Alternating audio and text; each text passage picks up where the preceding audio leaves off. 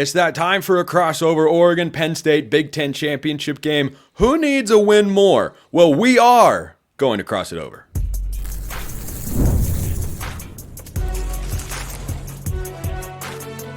You are Locked On College Crossover, part of the Locked On Podcast Network.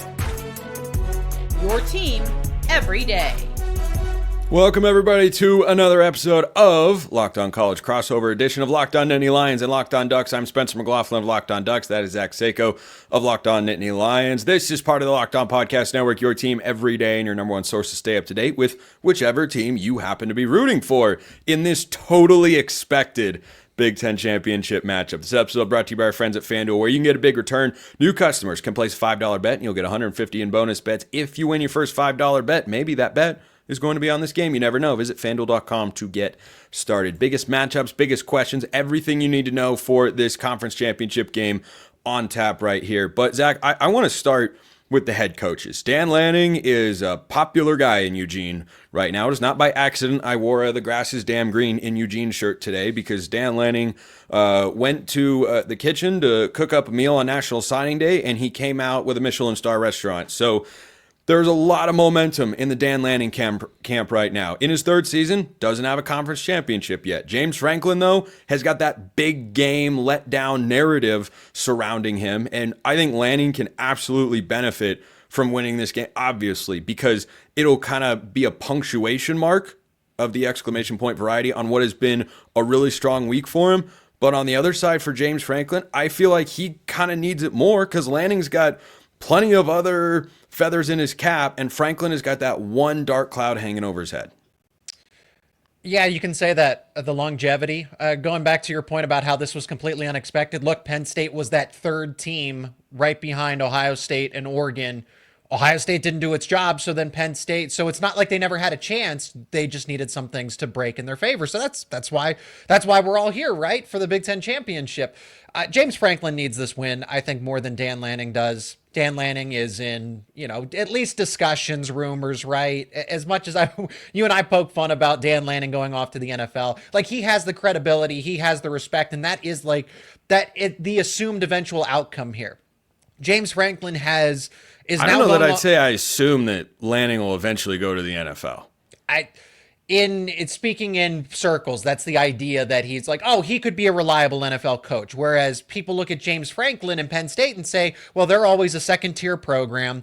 This is a team that can't get it done. They can beat everybody else, but they can't beat Ohio State, Michigan, or win the big game. And the goalposts just continue to move. So this is a big game. This is a big game. And for Penn State, yes, I think they need the win more, because Oregon doesn't seem to have any problems with recruiting, whether that is Dan Lanning, Phil Knight, the brand of Oregon.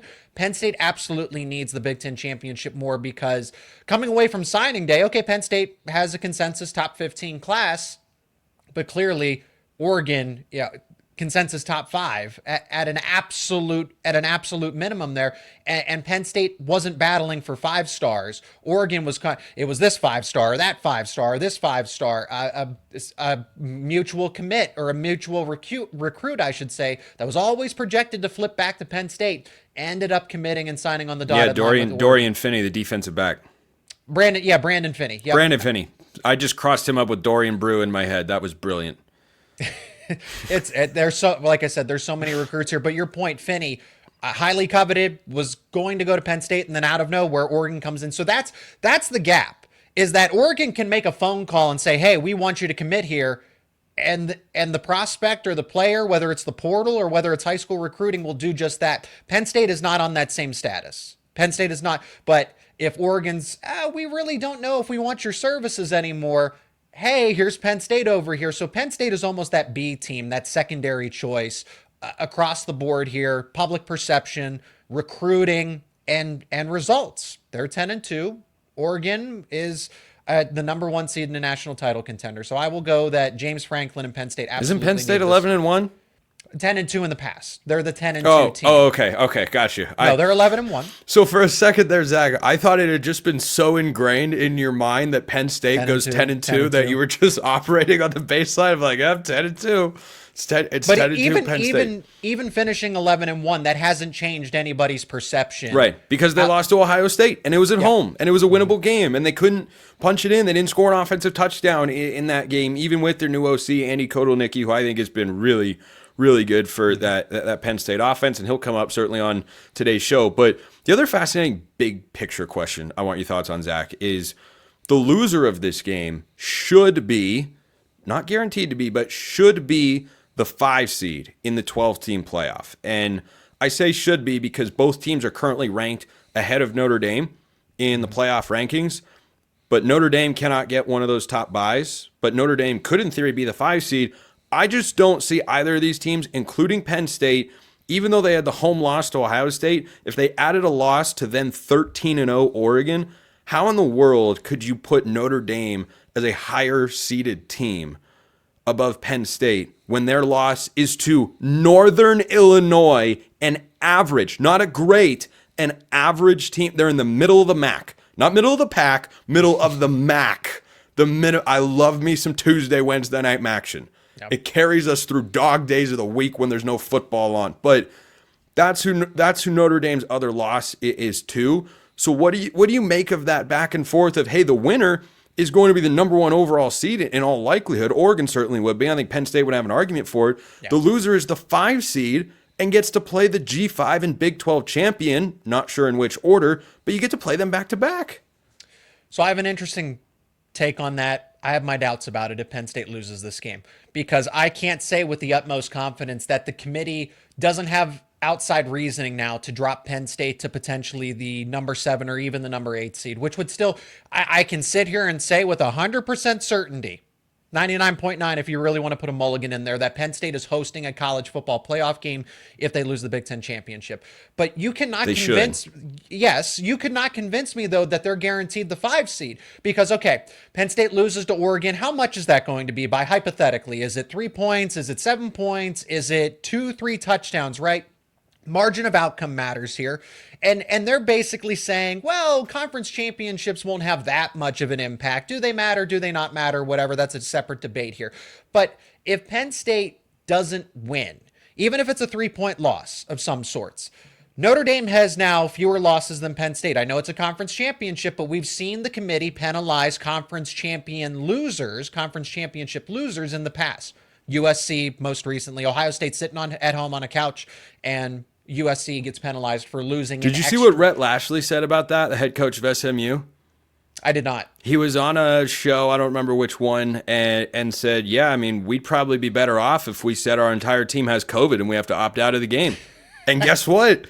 He's right. Yeah. He's absolutely right. Is the committee hates that loss column having it, unless you're an SEC team, in which case, poor baby. Well, so that's my point here. Okay, so that's Notre Dame. So Notre Dame would have fewer losses than Penn State because Penn State would now have the extra loss. Right. 11-1 is technically better than 11-2. That's all mathematically. Then you look at Texas, who I assume will lose to Georgia, and then that would be, well, Texas was always ranked ahead of Penn State, and they lost to the same team twice. They lost to only one team in the season, and it happened to be Georgia, and it's an SEC team, right? So they'll keep Texas above Penn State. And then, well, when you look at head-to-head, Penn State lost to Ohio State. Oh, yes, Ohio State lost to Michigan, but Penn State lost to Ohio State, so therefore you could move hypothetically. I'm not agreeing with that. I think Penn State should be the 5 seed, no lower than the 6 seed, but I can see the committee trying to justify all this rankings movement where Penn State ends up with the 7th or the 8th seed, depending on what happens on championship Saturday. 99.9% confidence, you said? I call that the Purell certainty. Get rid of 99.9% of germs. We're going to talk about the matchups that are going to define this game. Each team has got major questions to answer. We're going to answer those questions before the game. They're going to answer those questions during the game. But we're going to do our part coming up next. Right after we talk about FanDuel, of course, after college football, where you can bet every single game, of course, in Conference Championship weekend, get ready to tackle the NFL action with FanDuel, America's #1 sportsbook. Right now, new customers can bet $5 and get $150 in bonus bets if you win. The FanDuel Sportsbook app gives you everything you need to place live bets on the NFL, and it's all in one place. So when you get a hunch in the middle of the game, you can check out the latest stats, you can view live play-by-play, and so much more on the same page where you place your bets. Just visit FanDuel.com to join today. Oregon's favored in this game, according to our friends at FanDuel, by 3.5 points. Do you think they're only winning by a field goal? FanDuel.com. Do you think Oregon is going to blow past that number? FanDuel.com. It's all available over there. 150 in bonus bets available if you win your first $5 bet. Never waste a hunch. Make every moment more with FanDuel, an official sportsbook partner of the NFL. What are the biggest questions Penn State has to answer? I'm going to pose those to Zach Seyko, if not... Let me start that over. What are the biggest questions Penn State has to answer? I'm going to pose them to Zach Seyko of Locked On Nittany Lions. And I want to start with Drew Allar. Zach, the quarterback for Penn State, has had some really good moments. Has also had some not quite so good moments. The Ohio State game. Last season. The Ohio State game comes to mind, though. I think that's where plenty of people's minds are going to go. But two questions, one about him, one about those around him. I've said all week on my show, I think Oregon's got to be able to take away Tyler Warren because I just don't trust that Drew Allar can consistently get the ball to wide receivers outside the numbers and down the field. Where's your confidence level on that? And is that his fault? Is that I think it's all encompassing here with the wide receivers not doing enough to get open, because Drew Allar keeps Penn State in football games. Drew Allar has never cost Penn State a football game, even dating back to 2023. Sorry, he didn't have his best performances as a first-year starter against Ohio State and Michigan, who was the eventual national champion. Whether you agree with that or not, they still were. And number two, Ohio State would have been a college football playoff team had they obviously not lost to the eventual national championship contender. And then this Ohio State team was a top five. It is a top five defense. Objectively, you look at the statistics, you look at the eye test. So Drew Allar not having his best games against elite teams is not surprising here. Is he perfect? No. But is it his fault? Also no. So Drew Allar isn't going to force a football into double coverage, into blanket coverage, because then that's how you swing momentum back into the other team's hands. That's how you have costly turnovers that ruin the game for you. So I will always side with Drew Allar's decision making, and that's kind of a key. That's like an unsung key for Penn State in this game, is the fact that Oregon doesn't really force a lot of turnovers, particularly interceptions. Well, Drew doesn't turn the ball over frequently either. Outside of USC is an outlier. He has 3 interceptions on the box score. 2 of them were actually consequential. One was a Hail Mary at the end of regulation. But Drew Allar does not routinely throw an interception. So it is the wide receivers, if they can get open, he will have no issues finding them. That wide receiving core is kind of a second question I've inserted into this whole conversation here, because I think it's a big part of going against this Oregon team. They have been exceptional defending the pass. Now, to your point, they don't force an outrageous number of interceptions. They've had a few this year, but they have been really good holding opposing quarterbacks. Will Howard's the only one to go for over 250. The only 2 quarterbacks outside of Will Howard to go over 200 were Damon Williams of Washington. He went for 201, I think it was. Garbage time. Yeah, and some of that was in that area. That's a good point that even I had forgot about. See, this is why we bring on Zach. And the second one was Billy Edwards Jr. Against, that's Maryland's quarterback. More garbage time? Not quite as much, but he went for 205. So it has just been a struggle for these teams, and I think the Oregon going up against this Oregon secondary and the pass rush as well, which I'll get to in a moment. But the wide receivers outside of Tyler Warren, what have the Nittany Lions been able to get from those guys this year? Little to nothing as far as when it comes to big games. So in against teams, it's all relative, right? I'm not going to sit here and dunk on Penn State's wide receivers because they have been better. Whether that's Drew Allar getting more confident and comfortable as a second-year starter, Andy Kotelnicki as a play caller, being able to scheme them open. But when you watch against actual teams, elite teams, and Penn State's only played the one elite team, Ohio State, they struggled all day, and Drew had nowhere to go with the football except to Tyler Warren in double coverage. That was really his only option. Trey Wallace is reliable enough, and he's banged up. We don't know his status going. There is optimism that he will play, but it's not a sure thing. How much will he play? So you take away Penn State's number one wide receiver, who is okay, decent, reliable, then it really gets murky here. Because Oregon, if Penn State's wide receivers can't even get open in one-on-one opportunities, that's where Oregon's defensive game plan can shift to selling out for the run. It can involve doubling, maybe even tripling Tyler Warren. I don't know. It can involve blitzing, getting pressure on Drew Allar as much as possible. And that's what Ohio State did. They said, okay, how's your passing game going to go? Oh, look, you're not going to your wide receivers. Now we can devote additional resources to taking away other parts of your game plan. So that's where this all lies here. So if the wide receivers can do even something, just a little bit of something, it opens up the entire offense for Penn State. Maybe the most important position group matchup in this game is the Oregon defensive line against the Penn State offensive line. And I say that because as good as Penn State's defense has been this year, Oregon will score at least some points. I feel confident saying Oregon's baseline expectation should be 24 points in this game offensively. Like, they had the 16-point effort against Wisconsin. I don't think you're going to see a repeat of that, even against this Nittany Lions unit that I think is good. And the reason I go to that defensive line for Oregon is they've been awesome this year. I hyped them up all summer long.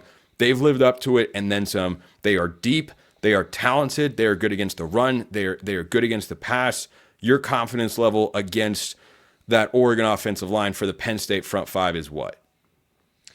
I think this game is won and lost in the trenches on both sides. I think Penn State's defensive line is the biggest X factor. I think Oregon's defensive line is the biggest X factor here. And the matchups that I'm watching are for Penn State's offensive line, Nolan Rucci going up against whomever. Honestly, they have so many options that, and I don't know how much rotating Oregon does, but a pretty fair amount. Okay, so but any of those matchups there in terms of their pass rushers, Uiagalelei, Birch, Tuioti, if they decide to run stunts and have one of the defensive tackles go outside, like a Derek Harmon or something like that, it's that right side of the offensive line on the right edge that is going to be an issue for Penn State and could be a liability. And then how does Penn State counteract that? Do you move Drew Allar to his non-dominant throwing side? Do you move him away from his throwing side to the left? Do you leave Tyler Warren in to chip? Do you leave Nicholas Singleton in to chip? All those things cost you something. They cost you something else. So Tyler Warren now is away from his route, your best offensive player, and Penn State's not going to opt to do that. They will probably leave a linebacker in or slide the pocket away, run some bubble screens to try to offset that.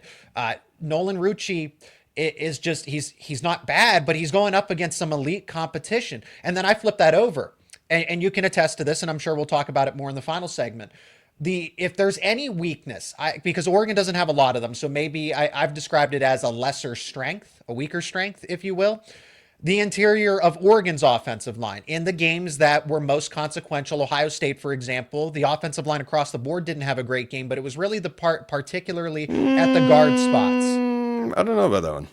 Okay. They didn't allow a sack in that game, and Jordan James, I believe, was just over 5 yards a carry. Okay. I'm looking at PFF. PFF has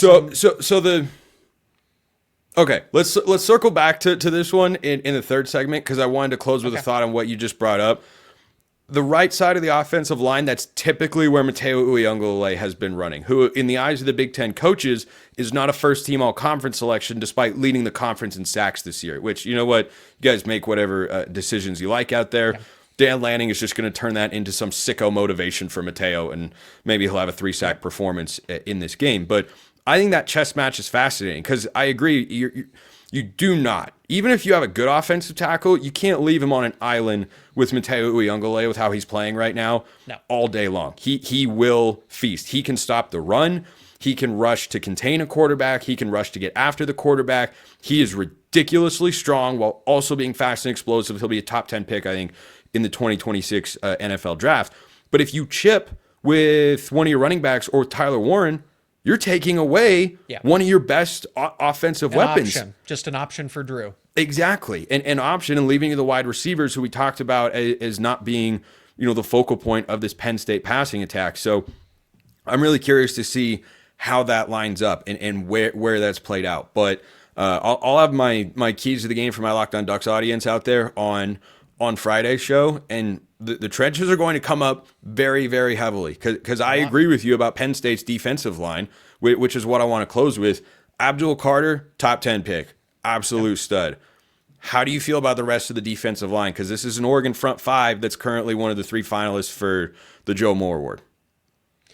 I feel confident that that's where Penn State wins this game if they can get some organic pressure, because like I said, Oregon's the least of the strengths, I think, is the interior of the offensive line. That is correct. And so I'm correct to say that, maybe not pointing to a specific game, but I think the interior of the offensive line is at least a place where Penn State can attack and see more success than other teams have had. Zane Durant. Yes. Okay, so you mentioned how Uiagalelei didn't get the justification, didn't get the credit that he deserved in the all-conference teams. Zane Durant was an all Big Ten honorable mention when he should have been. There's a case for him to be a first-team player, should have been no lower than a second team. And I think that's the X factor here. If Zane Durant can take up double teams and allow other player, Abdul Carter, to get some more one-on-ones, because all the attention's going to be there.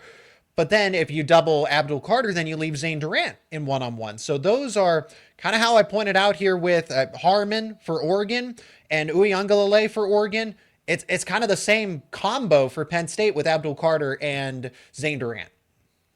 Now we're going to put the shoe on the other foot. I'll take the witness stand and answer the biggest questions that Oregon has to answer, asked, first and foremost, by Zach. Of course, that's coming up next.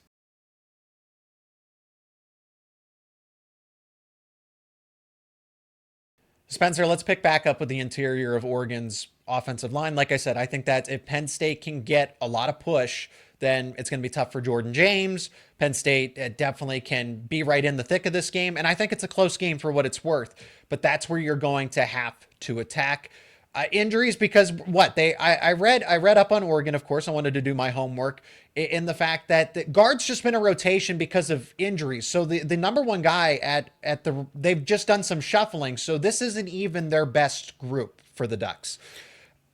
It isn't. It's the best they've got. It's not what we expected coming into the season. If you'd asked me on August 30th, Zach, I guess we knew injuries at that point. So let's say August 15th. Preseason, yeah. Yeah, preseason. Who's going to be Oregon's starting offensive line? I would have said Josh Connerly. He will start on Saturday night in Indianapolis. Marcus Harper at left guard. He could come back. He's been questionable. I think he was in pads last week, but didn't play against Washington. I would have said Poncho or Iapani Lala'ulu at center. Goes by Poncho.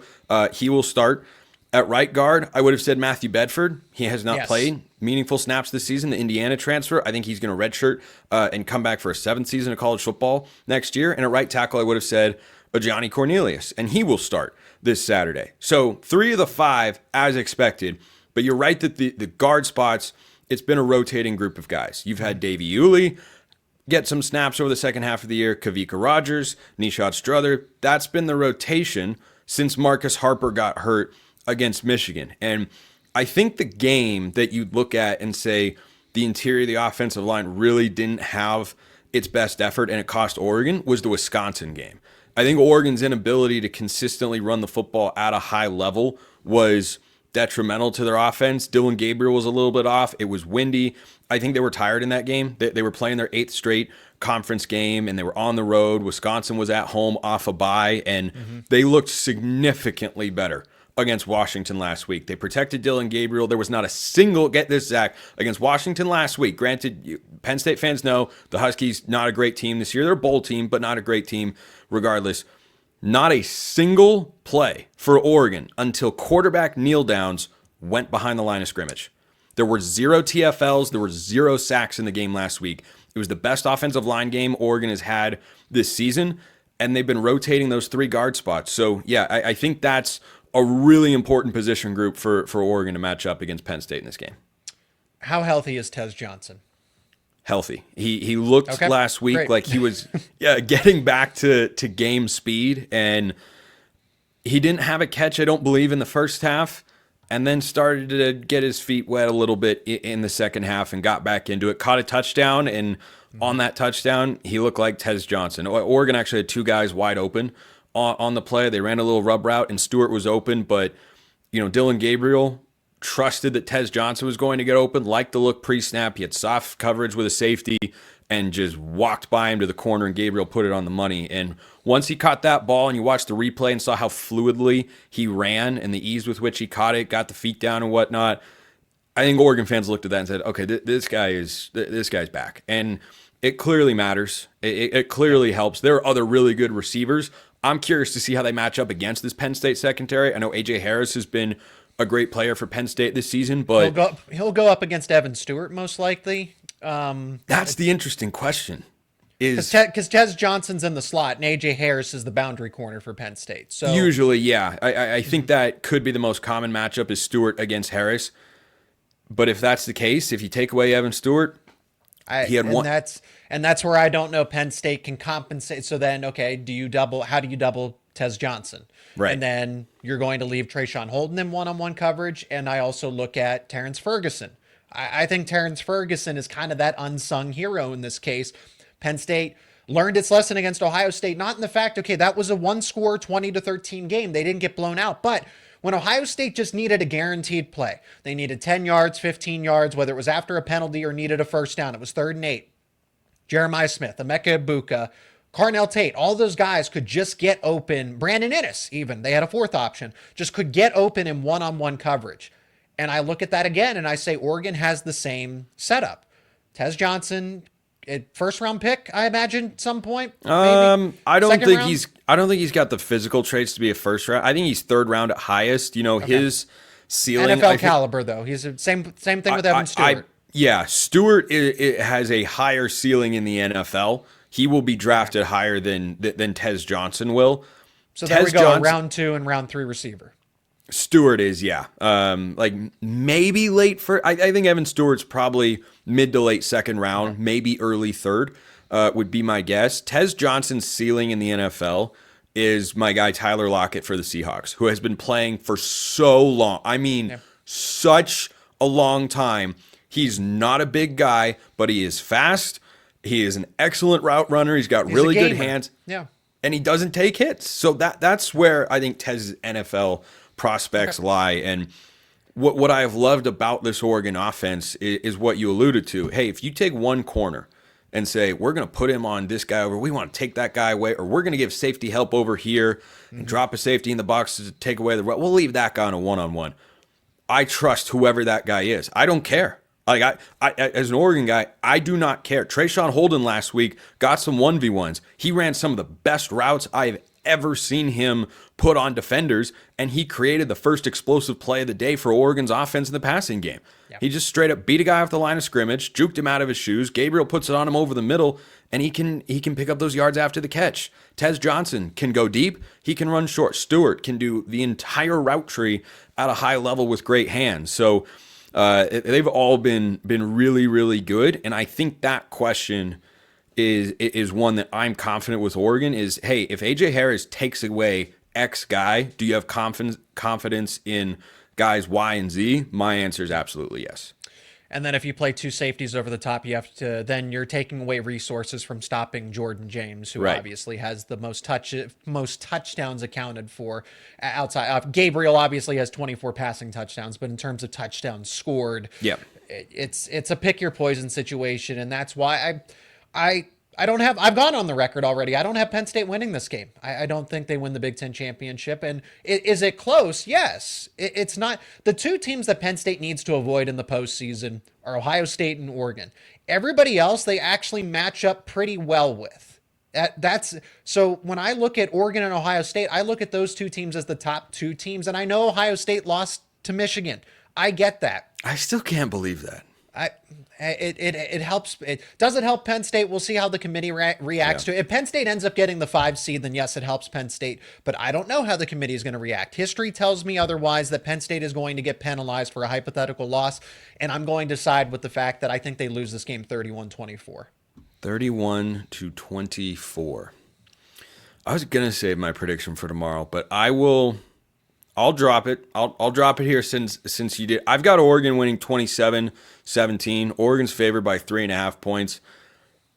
I think it is more likely that Oregon wins the game by double digits than Penn State, but I do not look at this matchup, Zach, and say, yeah, I think Oregon's roll. I think Oregon wins by 20. Like, if Oregon ends up winning this game by 17 to 20 points or so, and it's not close at the end, I'm going to have to take deep breaths and say, oh my gosh, is this really the year? Like, is this, well, then, is this then the team? Oregon becomes the vaulted, like, unquestioned favorite for the national title. Well, they're already the betting favorite right now, and I think they should be the unquestioned favorite. Yeah. I agree, because I think you still have people who say, oh, well, Texas, and we'll see how they do against Georgia. I think they'll probably win that game at the end of the day, because I think Georgia's good.